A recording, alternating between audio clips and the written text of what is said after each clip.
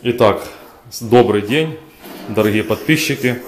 С вами снова я и канал на ютубе «Все о строительстве». Смотрите, вот такой дом, 130 квадратов, люди отапливают сейчас полностью вот таким печь-камин. Очень удобный, недорогой. Видите, как горит все.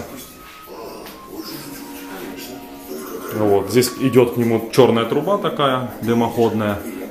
Но здесь поставлена сейчас другая труба. Вот там красивая очень труба идет. Но здесь вот такой каминчик. И он топит полностью весь дом. Представьте себе. Даже при минус 15 можно 23 градуса натопить в доме.